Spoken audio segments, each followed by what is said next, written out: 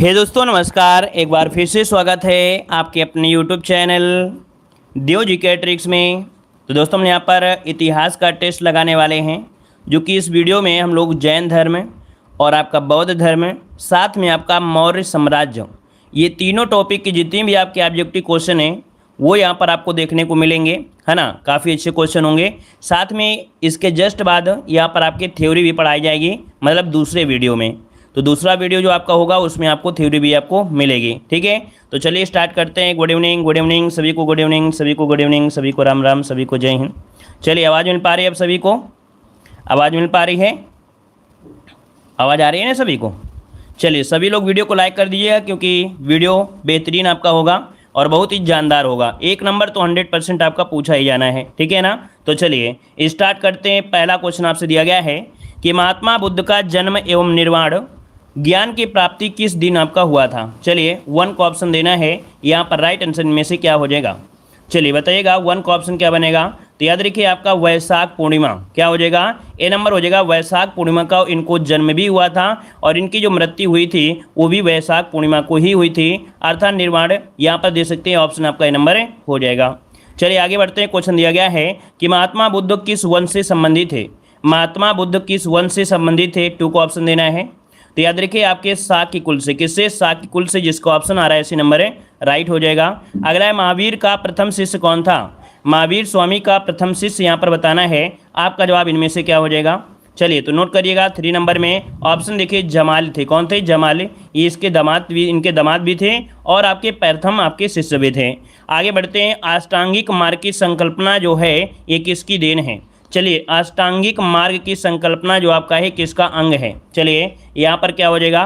तो देखिए आपका जो हो जाएगा डी नंबर, धर्म चक्र परिवर्तन सूत्र की विषय वस्तु का है। यहाँ पर आंसर आपका डी नंबर है, राइट हो जाएगा।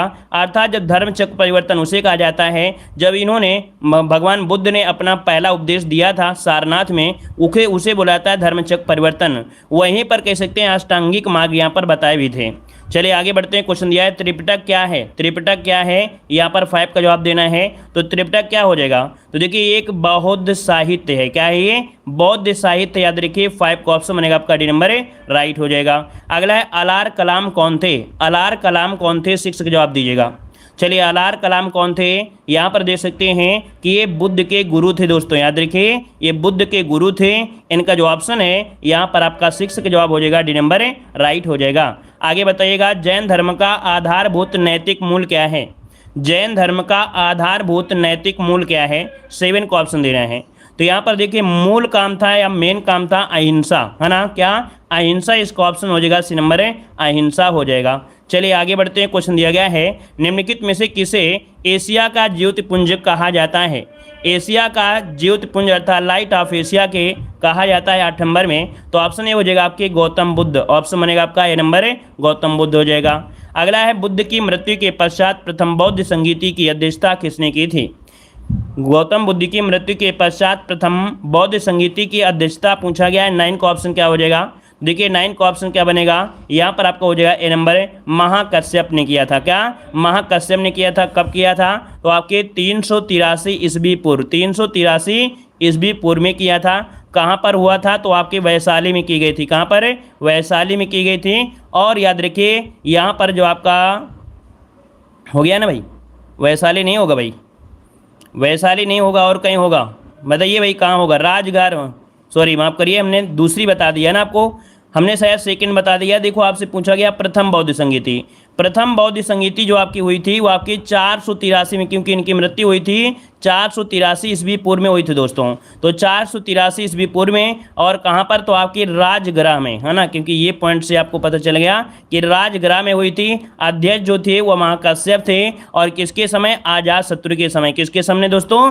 अजात शत्रु के समय हुई थी। अब यहाँ पर पॉइंट आपका राइट हो गया है, ठीक है, नोट कर लीजिएगा। वो हमने सेकेंड बोल दिया था। यहाँ पर आगे बढ़ते हैं। क्वेश्चन दिया है कि शून्यता के सिद्धांत का सर्वप्रथम प्रतिपादन करने वाले बौद्ध दार्शनिक का नाम क्या हो जाएगा।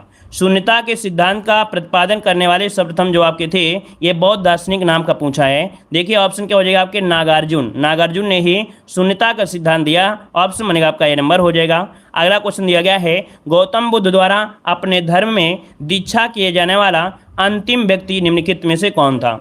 ये बताइए गौतम बुद्ध द्वारा अपने धर्म में जो दीक्षित किया था वो किसे किया था? वो व्यक्ति आपका कौन सा है? तो इनका नाम है सुभद्र। ऑप्शन बनेगा क्या? डी नंबर आपका हो जाएगा सुभद्र, इसका आंसर राइट हो जाएगा। अगला क्वेश्चन दिया गया है कि निम्नलिखित में से कौन एक अशोक का अभिलेख इस परंपरा की पुष्टि करता है कि गौतम बुद्ध का जन्म लुम्बिनी में हुआ है? मतलब गौतम बुद्ध का जन्म लुम्बिनी में हुआ है, इसका जो अभिलेख है अर्थात इसका जो साक्ष्य है वो कौन से अभिलेख में मिलता है? तो ये देखिए आपका रुम्मन देही अभिलेख है। यहाँ पर ऑप्शन डी नंबर जिसका आ रहा है बिल्कुल राइट हो जाएगा। अगला दिया गया महावीर स्वामी का जन्म किस स्कूल में हुआ था? चलिए यहाँ पर जवाब दीजिए, और जितने लोग जुड़ गए भाई वीडियो को लाइक कर दीजिएगा, ठीक है ना। जितने लोग भी यहाँ पर जुड़ गए हैं, जिन्हें लग रहा है कि नहीं वीडियो से हमको ज्ञान मिल रहा है और बेहतर वीडियो आपका है ना, पेड कोर्स से अच्छा आपको कंटेंट मिल रहा है, तो वीडियो को लाइक शेयर सभी लोग कर दिया करें। हर एक वीडियो को लाइक शेयर जरूर कर दीजिएगा। चलिए देखिए महावीर स्वामी का जन्म पूछा है किस स्कूल में हुआ था? महावीर स्वामी पूछा है, तो 13 का ऑप्शन हो जाएगा बी नंबर आपके यहाँ पर यात्रा कुल, जो कि ऑप्शन क्या होगा यहाँ पर बी वाला हो जाएगा। अगला है गौतम बुद्ध का महापरिनिर्वाण जिस राज्य में हुआ था वो आपका राज्य कौन सा है? चलिए 14 नंबर में, तो देखिए आपका महापरिनिर्वाण हुआ था आपके मल्ल जनपद में या मल्ल राज्य में, तो यहाँ पर जो आंसर है 14 का वो आपका सी बनेगा। अगला है सप्तपर्णी गुफा स्थित है, सप्तपर्णी गुफा स्थित है 15 नंबर में ऑप्शन क्या बनेगा? चलिए ऑप्शन को लॉक करिए, 15 नंबर में ऑप्शन सी हो जाएगा राजगृह में। कहाँ पर है? राजगृह, इसका ऑप्शन आपका हो जाएगा यहाँ पर सी नंबर। अगला है कि बौद्ध धर्म में भिक्षुणी के रूप में महिलाओं के प्रवेश की जो अनुमति मिली थी वो बुद्ध द्वारा दी गई थी, ये कब दी गई थी? मतलब देख सकते हैं बौद्ध संघ में पहले केवल पुरुष ही भाग लेते थे, लेकिन बाद में क्या हुआ, महिलाओं का भी प्रवेश इसमें अनुमति मिल गई थी। ये आपकी वैशाली में मिली थी, इसका ऑप्शन बी हो जाएगा वैशाली, इसका आंसर राइट हो जाएगा बी नंबर। यहाँ पर आगे बढ़ते हैं, क्वेश्चन दिया गया है कि बुद्ध के जीवन की 4 महत्वपूर्ण घटनाएं हैं, इनमें से उनको सम्मिलित करना है कि कौन सी घटना किससे संबंधित है। तो चलिए 4 वाले में देखना है और मिलान करना है, यहाँ पर क्या हो जाएगा। चलिए घटना है और आपका स्थान दिया है। जन्म बताइए, जन्म कहाँ पर हो जाएगा? इनका जो जन्म हुआ वो आपके लुम्बिनी में हुआ, तो देखिए इनका 3 हो गया। ज्ञान की प्राप्ति कहाँ पर हुई थी? तो आपकी ज्ञान की प्राप्ति कहाँ हुई? दूसरा में आपका हो गया ज्ञान की प्राप्ति बोध गया आपका हो गया, है ना। इसके बाद प्रथम प्रवचन दिया था आपके सारनाथ में, तो इसका यहाँ पर 2, इसका यहाँ पर 1 हो गया। निधन हुआ था कुशीनगर में, तो इसका क्या हो जाएगा 4 हो जाएगा। तो इस प्रकार से बनेगा 3 2 1 4 बनेगा, 3 2 1 4 बनेगा।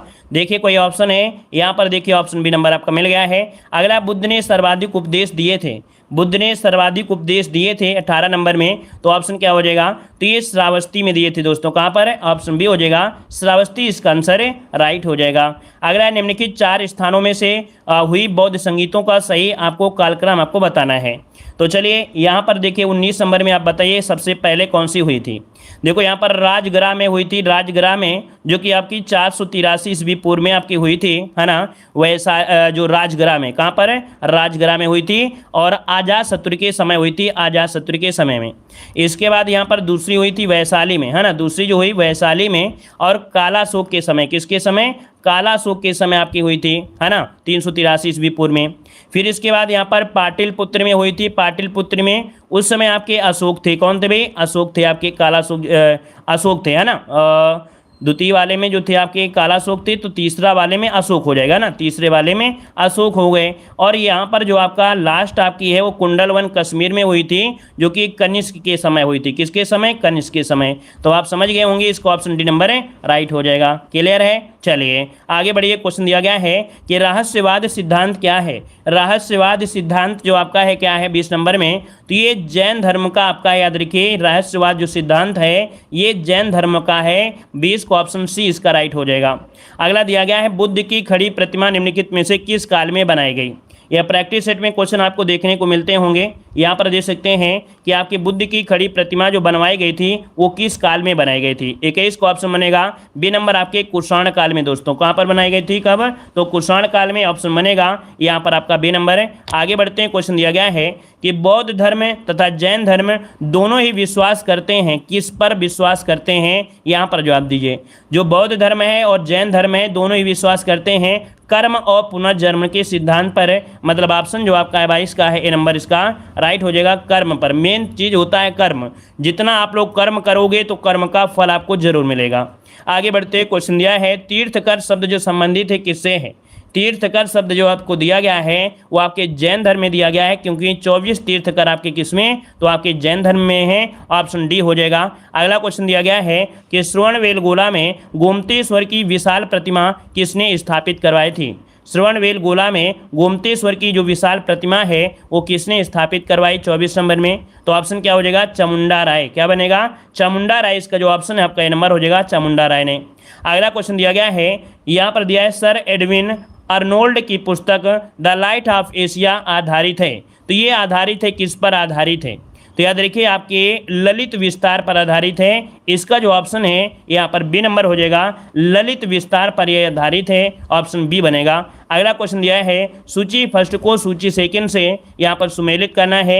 यहाँ पर आचार्य दिए हैं और आपका सिद्धांत दिया गया है। तो चलिए यहाँ पर मिलान करिए, क्या हो जाएगा। तो जो आपके कुलसीन हैं, क्या है आपके, जो आपके कुलसीन दिए हैं ये आपके पशुपात से संबंधित हैं, पशुपद से संबंधित हैं, 3 हो जाएगा। नागार्जुन की अगर बात करते हैं तो आपके शून्यवाद से संबंधित है, आपके 2 हो जाएगा। भद्रबाहु ये आपके जैन में आपके हैं, जैन से संबंधित है, आपका 4 हो जाएगा। गोसाल जो आपके हैं आजीवक संप्रदाय से संबंधित है, इसका 1 हो जाएगा। तो इस प्रकार से इसका जो ऑप्शन बनेगा 3 2 4 1 बनेगा। 3 2 4 1 दिखते हैं, कोई ऑप्शन है यहाँ पर, जी हाँ ऑप्शन देखिए मिल गया आपका डी नंबर। यहाँ पर 3 2 4 1 आंसर डी हो जाएगा। आगे बढ़ते हैं, पॉइंट आपसे अगला आ गया है। देखो आपको 2 मिनट का आपके यहाँ पर एक पॉइंट है कि जैन धर्म की जो आपकी सम्मेलन हुए थे, 2 प्रमुख हुए थे। प्रथम संगीति जो आपकी हुई थी पाटिलपुत्र में, अध्यक्ष आपके थे स्थूलभद्र, ठीक है ना। द्वितीय संगीति आपके वल्लभी गुजरात में हुई थी और इसके अध्यक्ष थे देवर्धि क्षमा श्रवण थे। तो इसका स्क्रीनशॉट ले लीजिए। और दूसरा पॉइंट यहाँ पर आपसे दिया गया है कि बौद्ध संगीतियों में प्रथम बौद्ध संगीति 483 में हुई थी, राजगृह में महाकश्यप की अध्यक्षता में और अजातशत्रु के समय हुई थी। द्वितीय जो हुई थी 383 ईस्वी पूर्व में वैशाली में, है ना, और यहाँ पर कालाशोक जो आपके शासन के समय। तृतीय जो आपकी हुई थी पाटिलपुत्र में हुई थी और आपके अशोक के समय। चतुर्थ जो हुई थी कुंडलवन कश्मीर में, वासुमित्र अध्यक्षता थे और आपके कनिष्क में। जितना हमने गोला लगा दिया है उतने क्वेश्चन आपसे पूछे जाते हैं, सभी लोग स्क्रीनशॉट ले लीजिएगा, ठीक है। आगे आइए, क्वेश्चन आपसे अगला पूछा गया है, जो कि हम लोग पहुंच गए हैं आपके मौर्य साम्राज्य में। किस में पहुंच गए दोस्तों, मौर्य साम्राज्य में। आपके सिलेबस में जितना दिया गया है, आपके सिलेबस में जितना है उतना ही हम पढ़ा रहे हैं और ज़्यादा नहीं पढ़ा रहे हैं। याद रखिएगा, जितना सिलेबस में है सिर्फ उतना ही पढ़ा रहे हैं और इतना पढ़ोगे पूरे के पूरे नंबर छाप के आओगे। चलिए, कह रहा है प्रथम भारतीय साम्राज्य किसने स्थापित किया था, 1 का ऑप्शन देना है।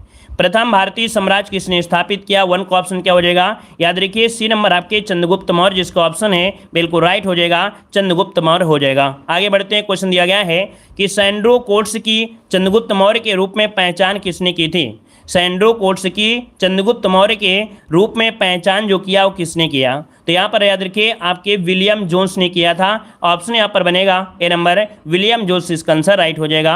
अगला है कि बिंदुसार ने अशोक को किस विद्रोह को समाप्त करने के लिए भेजा था। बिंदुसार ने अशोक को किस विद्रोह को समाप्त करने के लिए भेजा था, तो दोस्तों यहाँ पर आपको मालूम है तक्षशिला में विद्रोह हो गया था, जिसकी वजह से वहाँ पर काफ़ी विद्रोह था, उसको समाप्त करने के लिए ऑप्शन बी हो जाएगा। आगे बढ़ते हैं, क्वेश्चन दिया है कि चंद्रगुप्त मौर्य के पश्चात सिंहासन पर कौन बैठा था। चंद्रगुप्त मौर्य के पश्चात सिंहासन पर कौन बैठा 4 नंबर में, तो ये कौन थे भाई, बिंदुसार थे। कौन, बिंदुसार। ऑप्शन क्या बनेगा, सी नंबर आपका हो जाएगा। अगला यहाँ पर दिया गया है कि प्राचीन भारत में कौन सी एक लिपि दाईं ओर से बाईं ओर लिखी जाती है, तो ये बताइए दाईं ओर से बाईं ओर, दाएं ओर से बाईं ओर आपसे पूछा गया है। तो देखिए 5 का ऑप्शन क्या हो जाएगा, ये आपकी खरोष्ठी लिपि है। याद रखिए खरोष्ठी लिपि इसका जो आंसर है आपका राइट हो जाएगा, डी नंबर हो जाएगा। ये जो आपकी ब्राह्मी लिपि है विश्व की सबसे पुरानी लिपि मानी जाती है और जो आपकी देवनागरी लिपि है उसका जो निर्माण हुआ है कहीं ना कहीं ब्राह्मी लिपि से ही हुआ है। आगे बढ़िए, क्वेश्चन दिया गया है कि चंद्रगुप्त मौर्य के दरबार में भेजा गया यूनानी राजदूत इनमें से कौन था। चलिए, चंद्रगुप्त मौर्य के दरबार में भेजा गया यूनानी राजदूत इनमें कौन था 6 नंबर में। चलिए 6 का ऑप्शन देखिए आपका मेगस्थनीज था, ये मॉडल पेपर में कई बार आपको मिला है, ऑप्शन सी हो जाएगा। अगला है सारनाथ स्तंभ का निर्माण किसने करवाया था। चलिए, सारनाथ स्तंभ का निर्माण किसने करवाया 7 नंबर में, तो ये थे आपके अशोक, जो कि ऑप्शन क्या बनेगा, बी नंबर राइट हो जाएगा। अगला है किस अभिलेख में अशोक का नाम लिखित है।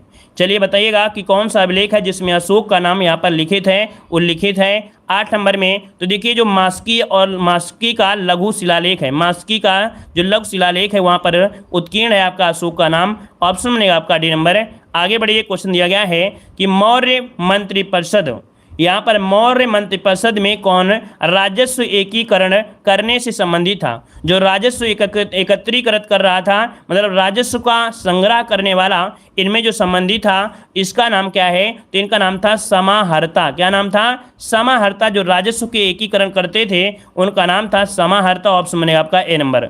अगला दिया है कि भाग एवं बलि थे, भाग एवं बलि जो थे ये आपके ये क्या थे? तो याद रखिए ये राजस्व का एक स्रोत होता था, राजस्व का एक स्रोत होता था भाग और बलि। ऑप्शन बी हो जाएगा।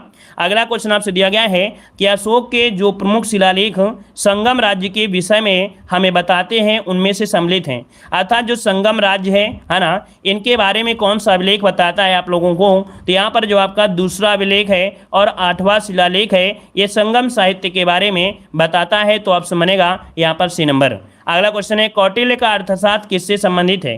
कौटिल्य का अर्थशास्त्र किससे संबंधित है 12 नंबर में? तो ऑप्शन जो आपके राजनीतिक जीवन पर आधारित है और यह अर्थशास्त्र भारत का पहला क्या है? राजनीति से संबंधित आपका ग्रंथ है। अगला दिया है वह संत जिसने अशोक को बौद्ध धर्म के प्रति आकर्षित किया था वो कौन है? चलिए, वह संत जिसने अशोक को बौद्ध धर्म के प्रति आकर्षित किया था वो कौन था 13 नंबर में? तो इसका नाम है उपगुप्त। याद रखिए इसका ऑप्शन क्या बनेगा दोस्तों? यहाँ पर बी नंबर उपगुप्त इसका आंसर राइट हो जाएगा। अगला क्वेश्चन दिया है सूची फर्स्ट को सूची सेकंड से क्या करना है? यहाँ पर आपको सुमेलित करना है। यहाँ पर देखिए जो आपके शासक थे उनका कुछ उपनाम दिया गया है, तो यहाँ पर उपनाम इनमें से क्या हो जाएगा? तो देखो यहाँ पर जो चंद्रगुप्त मौर्य थे, चंद्रगुप्त जो आपके थे, इन्हें क्या कहते थे? चलिए मिलान करिए जल्दी से, आप लोग भी इसका मिलान करिए, क्या इसका आंसर आपका हो सकता है? तो चलिए यहाँ पर देखिए चंद्रगुप्त जो आपका है सैंड्रो कोट्स हो गया, 2 हो गया। बिंदुसार को क्या कहते हैं? बिंदुसार को क्या कहते थे? अमित्रघात कहते थे, आपका देखिए 3 हो गया। अशोक को क्या कहते थे? तो प्रियदर्शी, यहाँ पर प्रियदर्शी जो आपका दिया है 1 हो जाएगा। चाणक्य को हम लोग विष्णुगुप्त कहते थे, इसका क्या हो जाएगा? 4 हो जाएगा। मतलब देखा जाए तो आप सभी के ऑप्शन आ रहे हैं 2 3 1 4, बिल्कुल सही है। 2 3 1 4, 2 3 1 4 देखिए ऑप्शन है यहाँ पर बी नंबर है। आगे बढ़ते हैं, क्वेश्चन दिया है अशोक का समकालीन तुर्मय कहाँ का राजा था?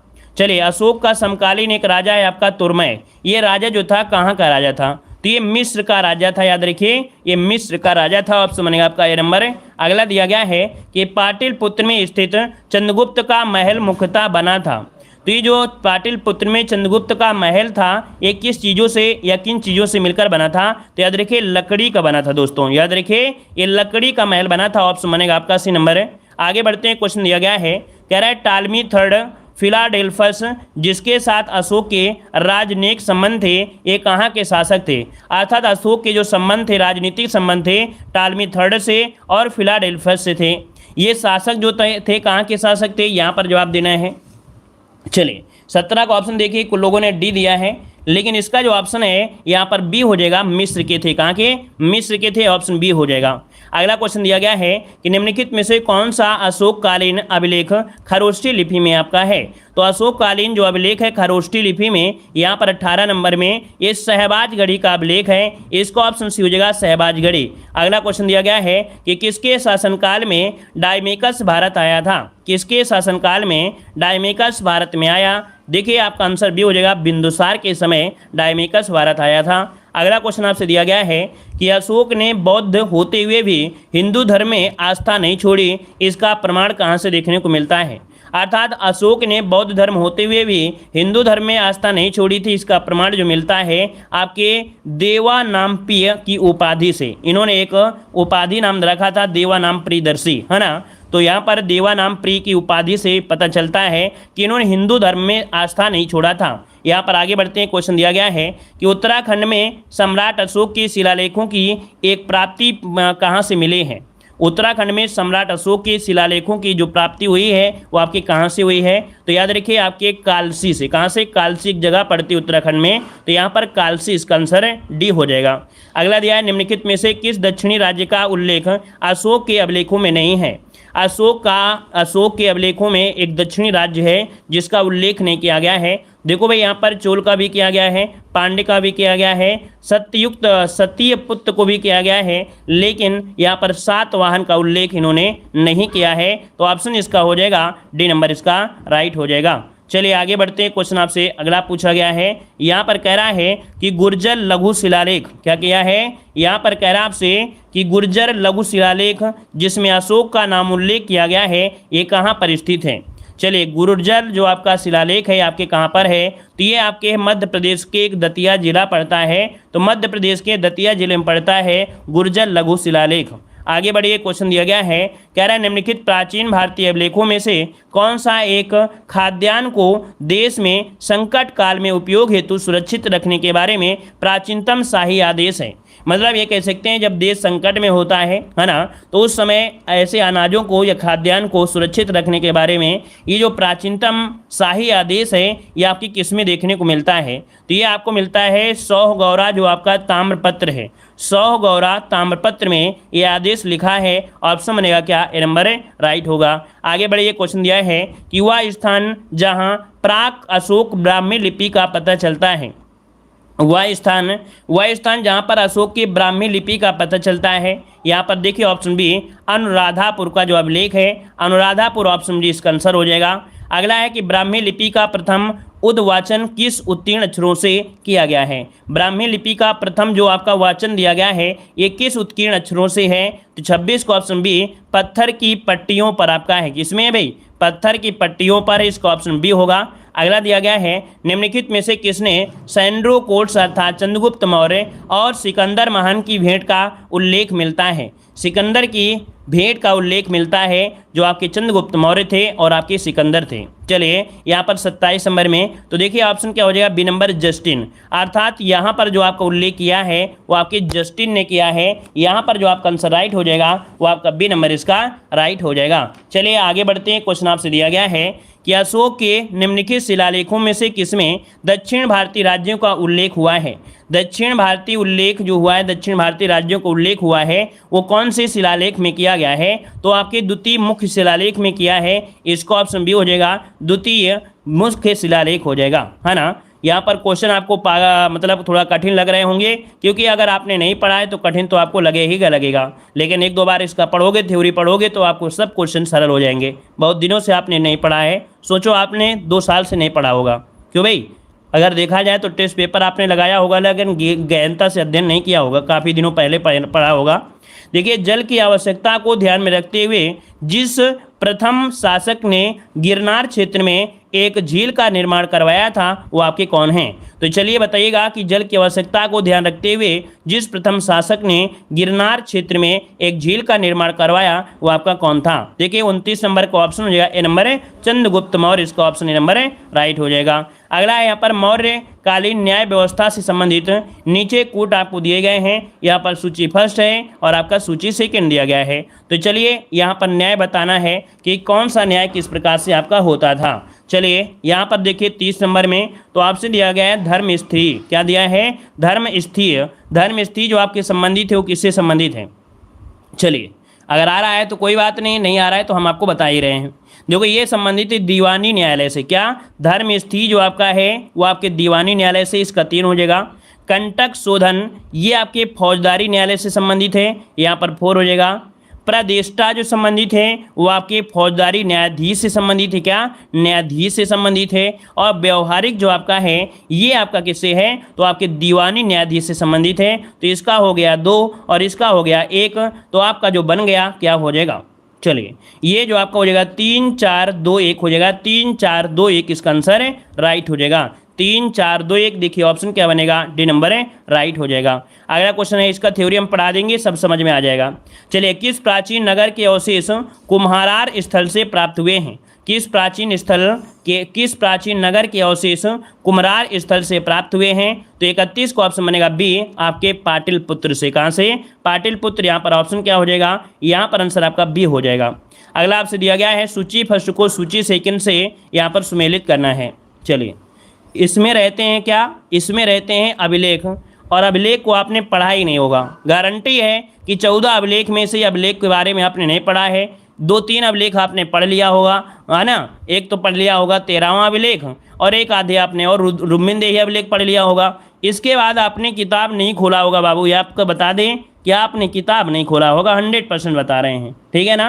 चलिए, तो यहाँ पर देखो मौर्यकालीन अधिकारी दिया है वर्तमान नाम, अर्थात मौर्य काल में इनका जो नाम होता था वर्तमान में इनका क्या नाम है ना, ये यहाँ पर आपको देखना है। तो चलिए यहाँ पर देखिए आपके पास ऑप्शन दे दिए गए हैं। कह रहा है एग्रोनोमोई, एग्रोनोमोई जो कहा जाता था मौर्य काल में, ये वर्तमान में किस नाम से जानते हैं, वर्तमान में इनको किस नाम से जानते हैं, तो इन्हें जिले का अधिकारी कहा जाता है। याद रखिए जो जिले का अधिकारी होता है ना, उसी को उस समय एग्रोनोमोई कहा जाता था। इसका आपका 3 हो जाएगा। शुल्काध्यक्ष, शुल्काध्यक्ष जो आपका व्यवसाय और व्यापार कर अधिकारी होता था उसे शुल्काध्यक्ष कहते थे, इसका 1 हो जाएगा। शीताध्यक्ष किसे कहते थे, तो कृषि भूमि का जो अध्यक्ष होता था, कृषि भूमि का अध्यक्ष उसे शीताध्यक्ष कहते थे, इसका 2 हो जाएगा।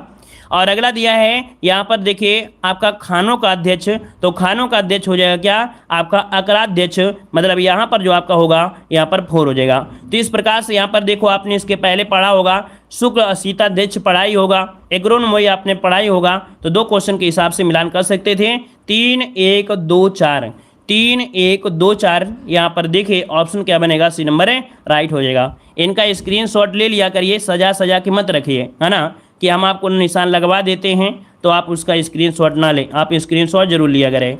अगला क्वेश्चन दिया है चाणक्य बचपन में किस नाम से जाने जाते थे, चाणक्य बचपन में किस नाम से जाने जाते थे 33 नंबर में, तो ऑप्शन क्या हो जाएगा आपका, विष्णुगुप्त हो जाएगा या कौटिल्य भी हो जाएगा, तो ऑप्शन बनेगा आपका सी नंबर। अगला क्वेश्चन दिया गया है कि मौर्य काल में सीता से क्या तात्पर्य है, मौर्य काल में सीता से तात्पर्य क्या है, यहाँ पर 34 नंबर में। तो अभी अभी हमने बताया कि यहाँ पर राजकीय भूमि से प्राप्त जो आय होती है, राजकीय भूमि से प्राप्त आय होती थी, इसे सीता कह के बुलाते थे, ऑप्शन डी हो जाएगा। अगला है बराबरी पहाड़ी की गुफाओं के विषय में कौन सा एक सही नहीं है, देखो यहाँ पर दिया गया है बराबरी पहाड़ी गुफाएं, इनके विषय में कौन एक सही नहीं है, तो कह रहा है बराबर पहाड़ी कुल 4 गुफाएं हैं, 3 गुफाओं की दीवार पर अशोक के अभिलेख उत्कीर्ण किए गए हैं। ये अभिलेख इन गुफाओं को आजीविका को समर्पित होने वाले उल्लेख करते हैं। फिर इसके बाद दिया है ये अभिलेख ईसा पूर्व 6ठी शताब्दी हैं, देखो 6ठी शताब्दी नहीं हो सकते हैं, इसलिए नहीं हो सकते हैं क्योंकि यहाँ पर गुप्त काल का जो समय है वो 6ठा समय तो आपका है नहीं है, इस कारण से ऑप्शन डी नंबर ये गलत दिया गया है। आगे बढ़ते हैं, क्वेश्चन आपसे दिया गया है निम्नलिखित में से कौन मौर्य युगीन अधिकारी माप तौल का अध्यक्ष था, चलिए कह रहा है कौन सा मौर्य युगीन अधिकारी माप तौल से संबंधित था अर्थात अध्यक्ष था, तो यहाँ पर देखिए 36 का ऑप्शन बनेगा ए नंबर, आपके पौतवाध्यक्ष, क्या बोलते हैं, पौतवाध्यक्ष बोला करते थे, जो माप तौल का अध्यक्ष होता था उसे पौतवाध्यक्ष कहते थे, ए नंबर बनेगा।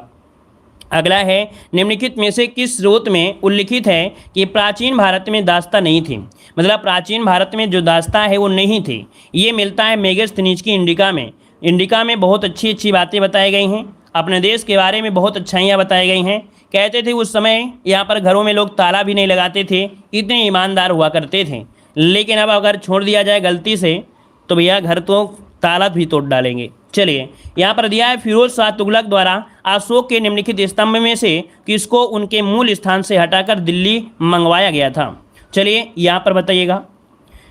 तो देखो यहाँ पर आपका जो 38 नंबर है ऑप्शन बनेगा 38 में, यहाँ पर डी हो जाएगा ए और बी, अर्थात यहाँ पर जो मेरठ स्तंभ आपका अभिलेख है, टोपरा स्तंभ आपका है, तो यहाँ पर देख सकते हैं फिरोज शाह तुगलक इसने इसे हटाकर दिल्ली मंगवा लिया था, ऑप्शन आपका हो जाएगा डी नंबर।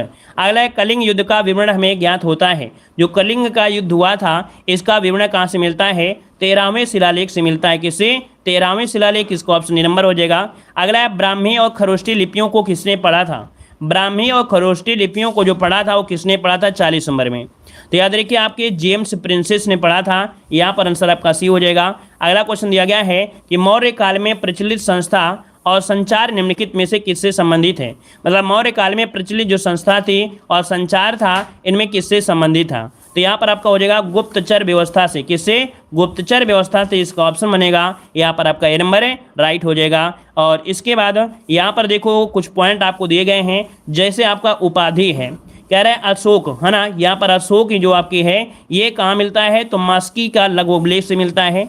देव नाम प्रिय अशोक का जो नाम मिलता है वो गुर्जर लघु शिलालेख से मिलता है। अशोक मौर्य जो मिलता है ये रुद्रदामन का जूनागढ़ अभिलेख से मिलता है। प्रियदर्शिस ये जो आपको मिलता है बराबर की गुहा लेख से मिलता है। प्रीदिशिस राजा मगध, ये नाम मिलता है भाब्रू या बैराट लघु शिलालेख से। एक बार स्क्रीनशॉट ले लीजिएगा, ठीक है ना। यहाँ पर आगे बढ़ते हैं, पॉइंट दिया है उपाधि और स्रोत, देख सकते हैं यहाँ पर दिया है प्रियदशिस राजा दिया है, ये कंधार ब्राज शिलालेख से मिलता है। अशोक वर्धन ये पुराणों में मिलता है। राजा अशोक ये निट्टूर लघु शिलालेख से मिलता है। राजा अशोक प्रिय नाम या देवा नाम प्रिय ये आपका उद्गोल लघु से मिलता है। देखो शिलालेख क्या है, पहाड़ों को काटकर शिलाखंडों को समतल कर उनमें लिखा गया जो होता है उसे हम लोग शिलालेख कहते हैं। तो बस यहाँ पर जो आपकी क्लास रही आज इतनी रहती है ना। यहाँ पर हम आपको डेली पढ़ाएंगे, लेकिन आपको सिलेबस के अनुसार ही पढ़ाएंगे, ज़्यादा नहीं पढ़ाएंगे लेकिन सिलेबस के अनुसार ही पढ़ाएंगे। यहाँ पर जैसे आज 2 टॉपिक कंप्लीट किया है, कल भी यहाँ पर 2 से 3 टॉपिक कवर करेंगे, लेकिन इसके पहले आपकी एक क्लास है, अभी क्लास ख़त्म नहीं हुई है। हम डेली यहाँ पर ऑब्जेक्टिव क्वेश्चन अलग की क्लास में पढ़ाएंगे और थ्योरी जो आपको पढ़ाएंगे वो आपकी अलग से क्लास में पढ़ाएंगे, जिससे जिन्हें थ्योरी पढ़ना है तो थ्योरी पढ़ सकते हैं, जिन्हें भाई जॉब पाना है, जिन्हें जॉब पाना है वो लोग थ्योरी पढ़ेंगे, और जिन्हें जॉब नहीं पाना है वो लोग ऑब्जेक्टिव से काम चलाएंगे, है ना। तो भैया जिनको वही पढ़ना है अगली क्लास में आ जाइए। अगली क्लास जो आपकी है वो कंप्लीट थ्योरी है गौतम बुद्ध के बारे में और भगवान मतलब जैन के बारे में, पूरा का पूरा कंप्लीट अगली क्लास की लिंक दी गई है। तो आइए अगली क्लास में तुरंत आपकी क्लास स्टार्ट की जा रही है, लिंक आपके ऊपर दी गई है, क्लिक करके अगली क्लास में आ जाइएगा, ठीक है ना। चलिए, तो हमने बता दिया कुछ पाने के लिए कुछ खोना पड़ेगा, यहाँ पर आप लोगों को मेहनत से पढ़ना पड़ेगा, ठीक है। धन्यवाद, लाइक शेयर जरूर करिएगा। अगली क्लास में सभी लोग आ जाइए।